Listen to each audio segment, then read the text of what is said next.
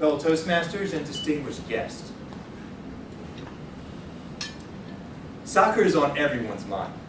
I can tell. Even as I was walking around, listening to your conversations as you ate your dinner, that's the topic that pops up most frequently.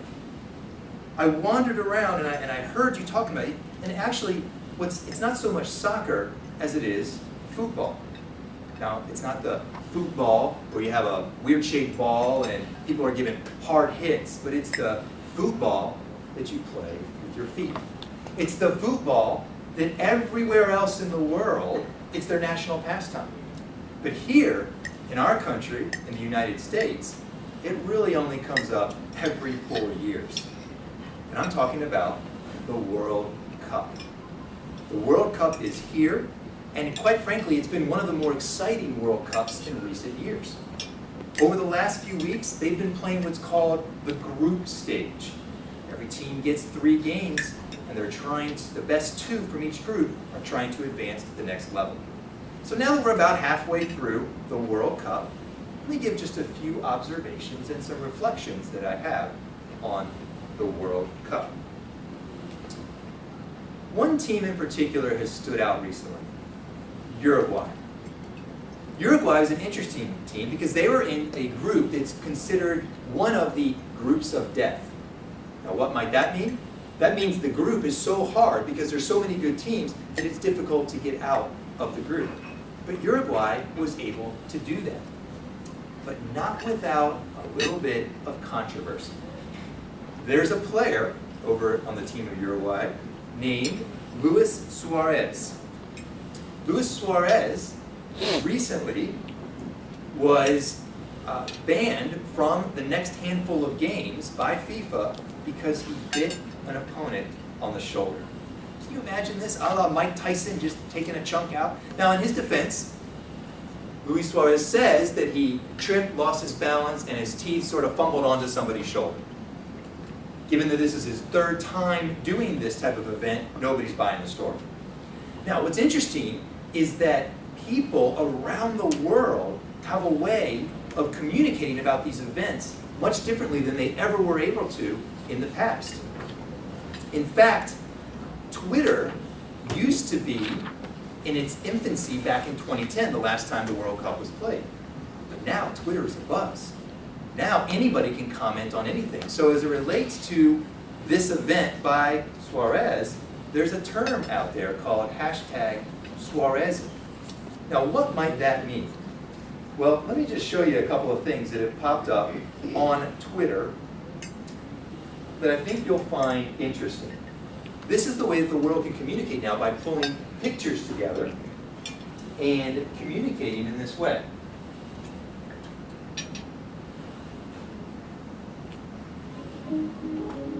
Just a second. Pull up the media.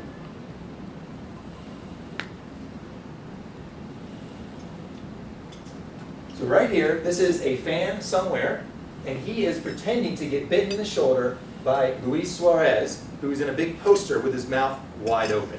So this is Suarez, and you can see multiple other people pretending to Suarez. This is what happens on Twitter. We've got another individual right here, also showing his Suarezing. A couple of girls from Fox Sports, kind of in the backstage somewhere, doing a little bit of Suarezing. And you know what? It's such a global phenomenon that even the animals are getting into Suarezing. So this is pretty exciting. Not only the animals, but it has gone to the top of the house. Our president, we think, is either Suarezing here, or he just really likes ice cream. I'm not sure. Can't tell.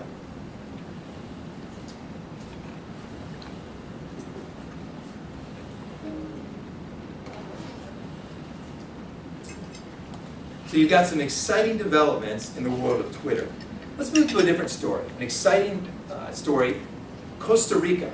Anybody know where Costa Rica is? Sure, it's somewhere in the world. So Costa Rica is down there, somewhere south, and Costa Rica is another team that was considered a long shot.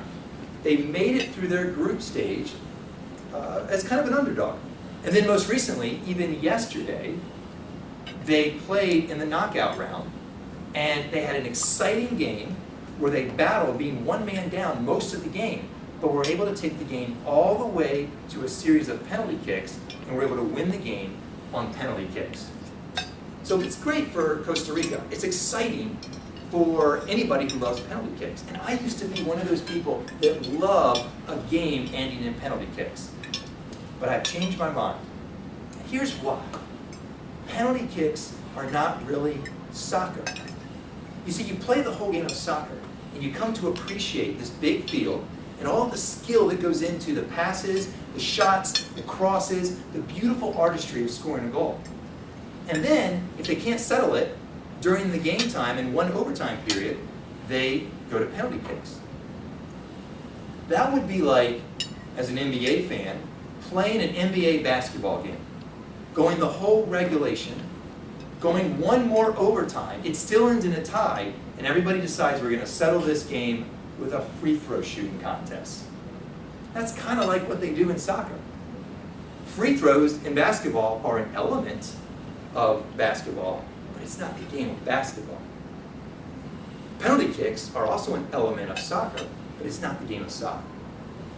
But the reality is, it's not going anywhere. Penalty kicks are here to stay because it gives you that Hollywood storybook ending, just like it did for Costa Rica yesterday. Americans especially love it, and really the whole world loves that anticipation and that drama. I think the only people that really don't like it are the soccer purists and the players themselves, because they know penalty kicks are ultimately a game of chance, and they'd much rather win it on the skill of their play. Let's talk about a third observation from the World Cup. The US of A. Here we are, the United States of America. The US of A was also in what's called a group of death. Again, that means that they were in a group that they were not predicted to get out of because it was so difficult. And yet, really any team could have come out with it. You had Germany, one of the top-ranked teams in the world. You had Portugal, one of the top 5 teams in the world. The United States was ranked right around 13 by FIFA, the National Soccer Association. And then you had Ghana, who was in the 20s. Fantastic teams. The USA faced controversy throughout the whole time. Right in the first game, within the first 15, 20 minutes, they lost their star scorer, Josie Altidore. Then in the Portugal game, they were winning for most of the game until Cristiano Ronaldo, one of the best players in the world, tied the game up literally in the last seconds. Then they had to go to Germany and they had to go and play Germany and face them with one less day of rest, and after having played in the hottest area of Brazil they could possibly play. And yet the USA has prevailed. They've made it through the group stage. A couple things that are interesting about how we as Americans have approached this thing. Number one, viewing parties. I am amazed by how many viewing parties there are all over the country. And you see somebody from the USA score a goal, and you just see almost the entire city of Chicago erupt, or the entire downtown of Atlanta just blow up. People over in Columbus, just all over the place. Viewing parties have become a huge thing for the USA. But for those of us that have to work during the day and can't attend a viewing party, we found some other ways. For instance, while I was at work, I had on one computer the soccer game played through on Univision, streamed online, and then I had my actual work on the other computer. And wouldn't you know it, my boss decided to schedule a meeting right at the end for the last 25 minutes of the Germany-US game. I mean, can you believe that? So I did what any good, solid employee would do. I pretended to be involved in the meeting, and I kept that game up there, right there on the screen. And it worked out great. I never suspected that I was actually watching the game. I managed to answer all the questions without giving it away, and ultimately I got to see the USA, even though they lost the game, they were at least able to hang on and stay within the group and advance to the knockout round. The World Cup is about halfway over, but it has already brought some excitement and some wonderful entertainment. Of the 4 games that have been played in the knockout round, 2 of them went to penalty kicks, the Hollywood ending, and one team was winning all the way up until the end, Mexico, until the Netherlands broke their heart, literally in the final 5 minutes of the game. Soccer enthusiasts have gone fanatical. The casual fans are hooked, and they're talking as if they know what's going on with the world of soccer. Sports commentators are milking it for all it's worth. But if the rest of the World Cup is like anything that we've seen so far, fasten your seatbelts. Highest education standards in the world. But we can do and we must do better than Common Core. The Common Core educational standards was adopted by the North Carolina State Board of Education in 2010. Yet 4 years later, few answers to the many questions that parents and educators have not been answered. And just recently, North Carolina legislature voted to remove Common Core standards from North Carolina's public schools and to draft new academic standards for North Carolina. A brief history. In the 1983 report, A Nation at Risk, The Imperative for Educational Reform, brought awareness to the state of secondary schools and students in America. The report was intended to create avenues for academic success for students in the United States. However, what it did was create an overload of high-stakes, standardized testing and strict accountability measures without fully digesting and researching what was realistically needed as additional skill sets for college success, such as creativity, critical thinking, self-advocacy, self-efficacy, and self-regulation. Thus, history will show us the poor results of the additional testing. The No Child Left Behind Act of 2001 was created to close the achievement gap between various diverse groups of students, providing accountability, flexibility, and choice so that no child will be left behind. This put enormous pressure on all public schools in America to be accountable for all children to meet minimum testing standards. There was no incentive to create higher standards for those motivated to achieve at higher levels. In effect, it created a dumbing down of the curriculum, and thus, student learning for many suffered. Schools concentrated only on the pass-fail rates on standardized tests. Results showed in higher student dropout rates, flat admission test scores, stable but wide achievement gaps, large numbers of students poorly prepared for college, and 50% of students enrolled in developmental education or remedial classes in college. Common Core, just like many standards that came before, has not been well thought out. North Carolina can do better. Why? First, local control of education is a bedrock of our nation. Second, a one-size-fits-all set of standards for our education in America is just un-American. Third, Common Core does not prepare our students for STEM education or careers. Fourth, why would we settle for anything less than the best standards for North Carolina? The Common Core standards still have not been tried, tested, or rewritten for success 4 years after adoption in North Carolina. Why would we roll out Common Core to every school and for every student in our state all at once without proper vetting and testing? These are just a few reasons why Common Core should be replaced in North Carolina with the best standards in the world, North Carolina standards. Fellow Toastmasters and distinguished guests, my name is Shawn, and it just occurred to me what day it is today. Do you know what day it is today? Is it a special day? Is it a birthday? Is it the end of June? The end of June. 6 months have passed from January until now. A milestone nonetheless that sometimes that we forget and we overlook, that 6 months, half of 365 days have passed us by already. Are we on track to meet our goals, our ideas? If not, today is a great day to take a moment, to take a deep breath, and plan ahead to make sure that we are on track.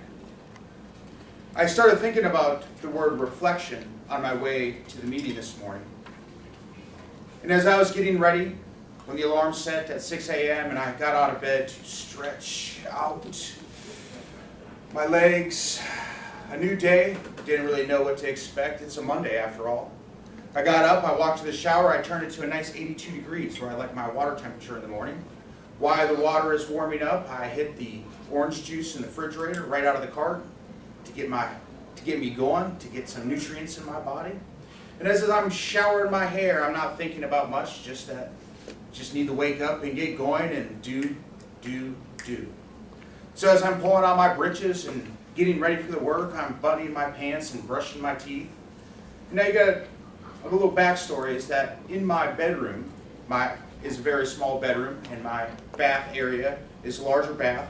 And along the walls, 4 5-foot mirrors from vanity to ceiling, pretty much any angle of the dressing area, the bathroom, getting ready is right there in front of me. But as I was driving, as I was getting ready for work, as I was going to work, and not even until I sat down to start writing my agenda for the day, I didn't even look in the mirror. I didn't even take time to reflect if I even looked good. What if the clothes I pulled out wasn't the right clothes? What if they didn't match? What if I didn't look right? What if it wasn't straight or my belt wasn't there? After all, I'm in a people business and meeting people all the time is very important. Image counts. But I thought of it. It's the end of June and 6 months have passed. How often do we go by and not look at what we've done or where we've been or even take into consideration that the things that we're working for is truly in our heart or in our passion? Reflecting over the weekend, I was in Hilton Head, the oldest of 4 children. I have a younger brother, age 27, a younger brother, 25, and a little sister. And as the oldest, kind of stereotypical, I feel like I'm a leader, that I need to be there and support. And yet, while I try to, in my mind, develop and grow my business and my leadership and my skills and go to schools and extracurricular activities, I think I forget that family is important and that I need them in my life. The last time that I was home was 6 months ago. And so this weekend was a good reflection. We sat beautifully on top of the Atlantic Ocean, floating in a pontoon boat. And as we sat there, the day went by, no technology, no cell phone, no work. I told everybody I was taking a break. Had to go spend time with the family. And in that moment, I sat on the boat, some things of nature and getting back to the roots and spending time with my family on the boat, with my parents. I saw a family of sea turtles swim underneath the boat. I saw what they called jelly balls floating by. We caught sharks and red snappers. And we lost a lot of fish. And I think what I really caught was a sunburn on the back of my neck. But it's so important that we take time as we go through our lives and our busy days, that we enjoy the soccer game and not get counted in accounting, that we take time to spend with our family, to be there for them in time of need, that the mountains of paperwork sitting on our desk that resemble redwood forests, or that the day-to-day activity, the nonstop of running here, doing this and doing that, is like cars driving around the track during a NASCAR race. So busy, and today, being that it's June 28th, we can have wind at our back to push us forward into a bigger and brighter future, that we can look back and take time to reflect upon our wins, our losses, the goals that we won't achieve, and the new ones that we're going to create because of it. Today's a really momentous day. It's June 28th, and I encourage you guys to accomplish all of your dreams. Thank you, Toastmaster. Grady speech. There was use of body language. There was use of stories. There were some very funny moments. This is the advanced communicator speech for entertaining speeches. This was a speech that was supposed to draw laughs, and Grady did a wonderful job. The theme of the talk was observations and reflections. The ideas that he focused on were that soccer is a world sport, that here in the United States, football is different than football in the rest of the world. He had 3 main points. I particularly like the Suarez. I had not caught that yet on Twitter. Made me wonder if I should make a picture of somebody trying to bite me.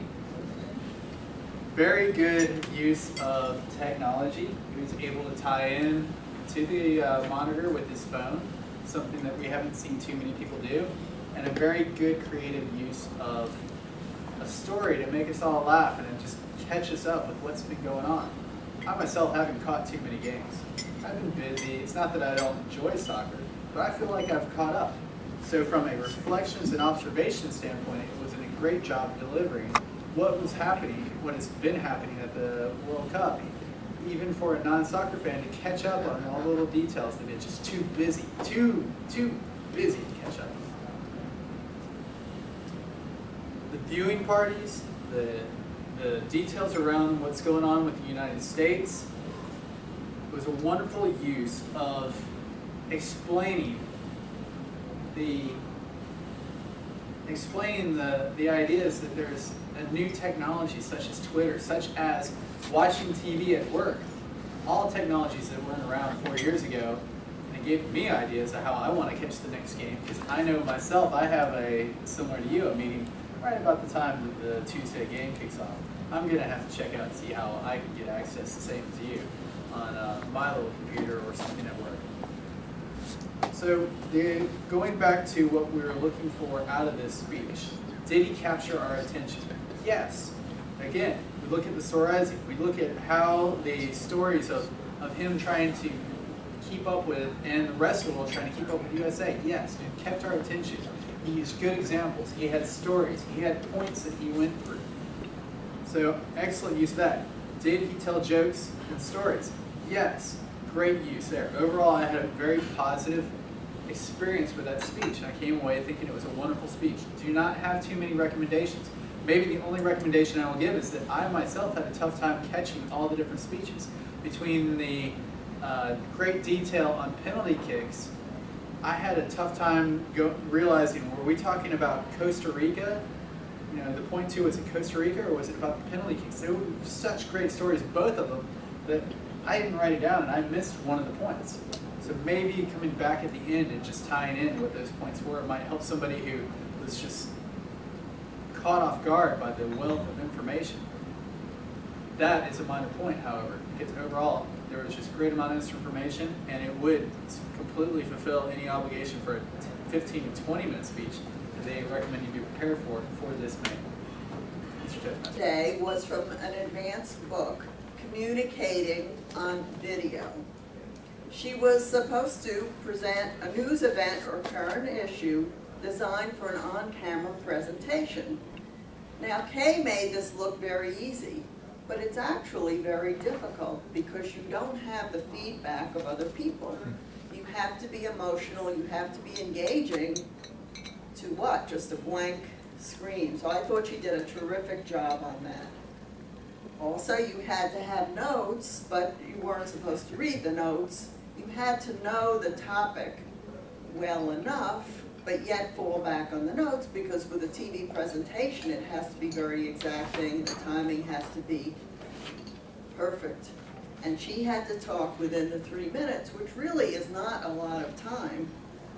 But she did convince me, because originally when I heard about her topic here of Common Core standards, it sounded great. Wow, they're going to be reading real books in advanced English passages instead of these little shortened things. Everything always sounds wonderful.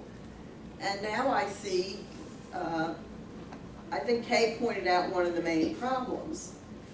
A lot of these educational things are one size fits all. And that's a real problem, not only for the student, but also for the teachers, because teachers do have different methods. So I think she really pointed that out.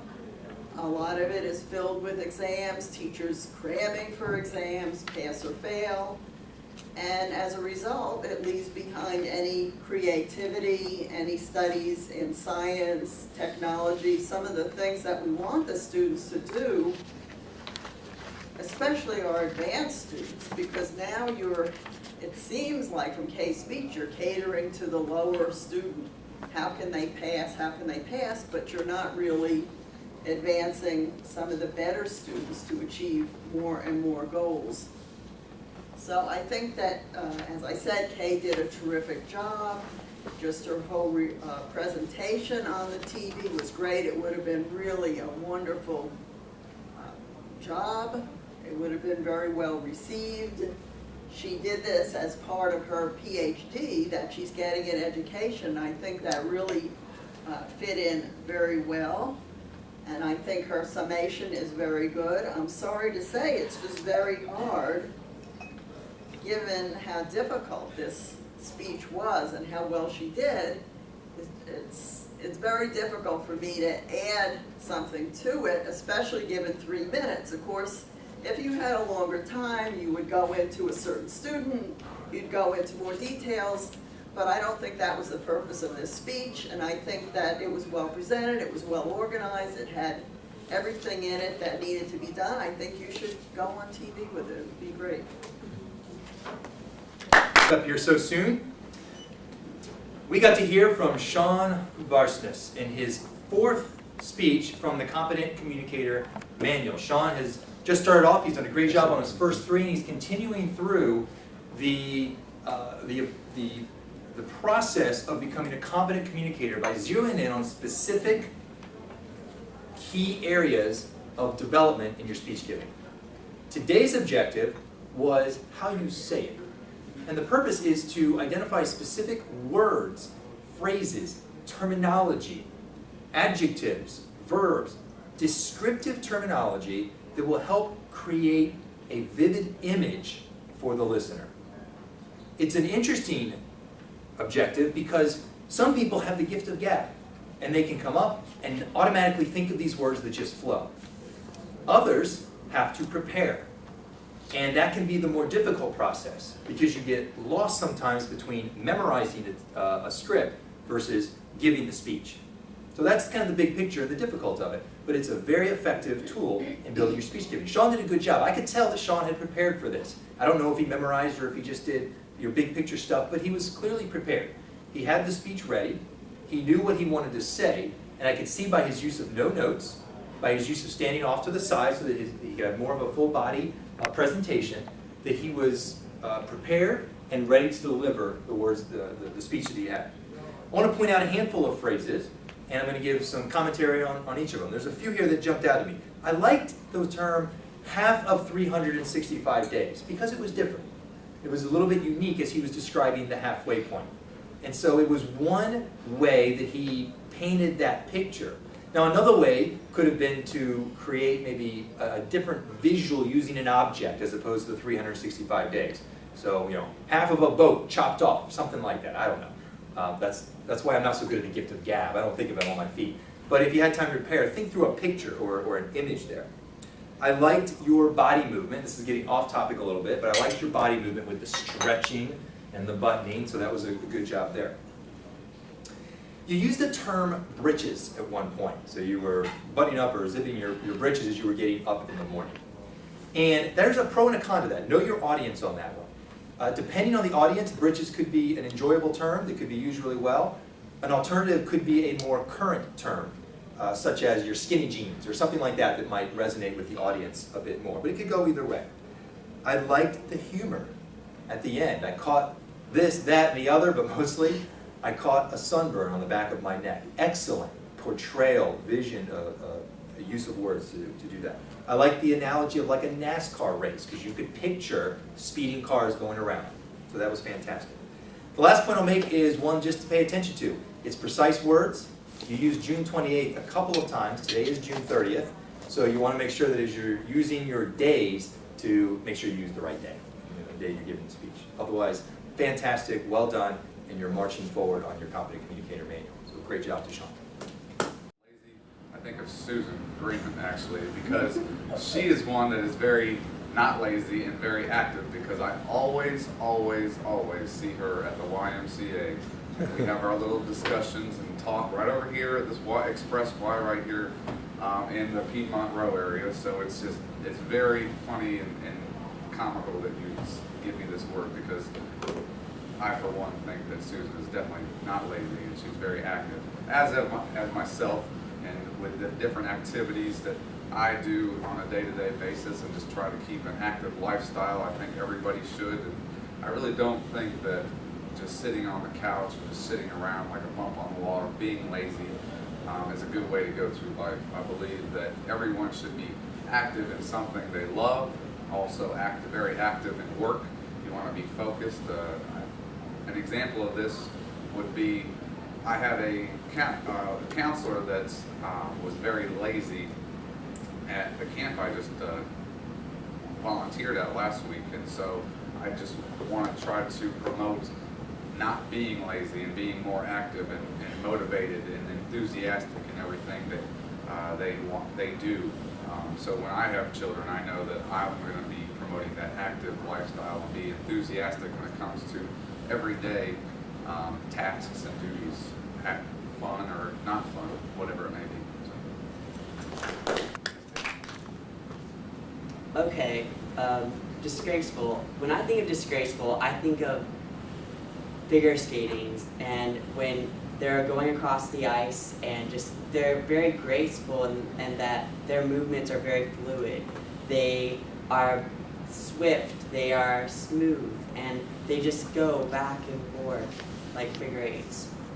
I also think of my house.